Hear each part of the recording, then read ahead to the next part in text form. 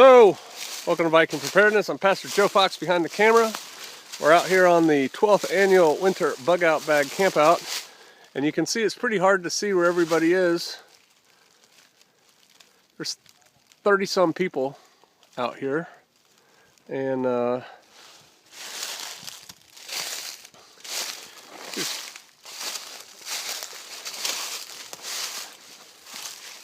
guys want to say hi to YouTube?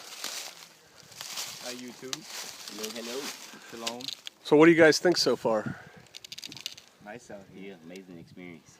Very nice.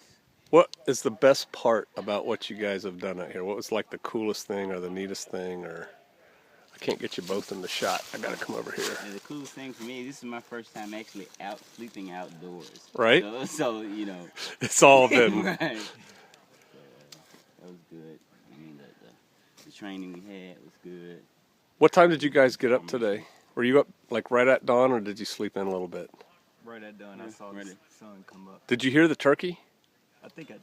There was a turkey back that way this morning going gobble, gobble, gobble, gobble. Yeah, I think I saw some feathers actually on the ground. I walked. Really? Yeah, back towards that way a little while ago. Huh. And then there was a deer earlier this morning back there that I heard going like that. That's what they do when they're kind of excited. So what do you think about, have you guys walk around and look at tents versus tarps? I always interview people on their tent tarp choice. We kind of, I guess, making baby steps, trying to Yeah. crawl before we walk. So we started with the tent, but the tarp does, from what we've seen, we have walked around and looked at tarps, and I think it should be doable, maybe. There's ups and downs to both of them. You know, the tents are heavier, right, than a tarp, and it takes up more space in your bug out bag. But I tell you what, nothing beats a tent when it's buggy. Like if this was June, July, August out here, the bugs are atrocious, right? And at night they're just flying all over the place, and a tarp's not really helping you. And so if you could get in something like that and zip up with the screens and everything, that's really cool. Yeah. Another thing is, you know, tarp's really good. I mean, excuse me, a tent like that's really good for a car.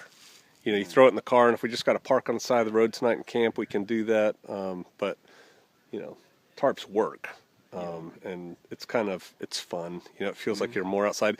I think in a lot of ways a tarp's more secure because you can kind of see what's going on while you're laying in bed. You're still protected from the elements, but you can still, you know, look out both sides of your tarp. What kind of concerns me about a tent is that, you know, you can't see anything.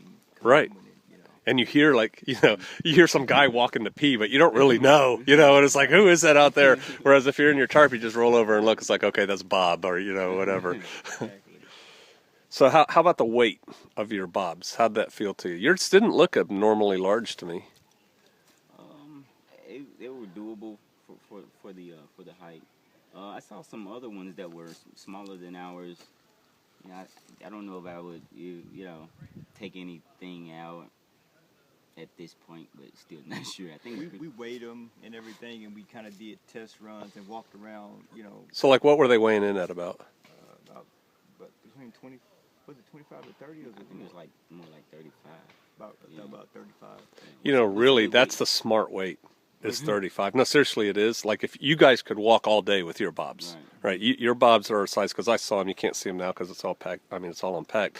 But I saw them, and I have no doubt that you two guys could walk, you know, for hours a day. And then you see some other ones out here, like Pastor Joe's, you know, that's just like ridiculously large. I mean, right? Some of these guys are carrying stuff, and it's like, dude, you're not going to carry that all day. What are you doing? Pretty big. And then what we found out during the packing process is testing it for weight distribution. Where it goes. Making sure that you know, is intact. Yeah. And you build a fire with your ferrocerium rod? Yes. It's out now, but... Yeah. First time building the fire, so that was a great experience. And you built another one this morning, right? Because I saw it was out, and then the next thing I know, I see this blaze going over here. Finally got it. It took a little longer this morning, but finally got it rekindled. Did you bring anything that you thought, I need to change this, or anything like that?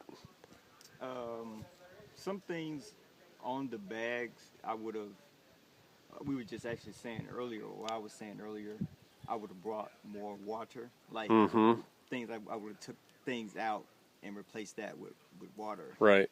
So, like on the side of the bags that we have, there are the little mesh pockets on each Right, side, right. and we put other things in there rather than because we You have could stick a vibration water pads. bottle down in there. I'd much rather have a water bottle than some other stuff. I tell you, and that's a good learning point because a lot of people say, "Well, I got a water filter." Well, that's good. Right here, we're pretty close to a creek, right? There's a creek right over there, but it's still a pain in the neck. And I was talking to somebody who goes, "Well, there'll be water everywhere. I'll just carry this little straw and suck water." I said, "Well, what if you're walking over there across that huge field, and you're thirsty now? What are you going to do?" What? And then the downside of water is it weighs eight pounds a gallon, right? A gallon of water weighs 8 pounds. I mean, it's heavy.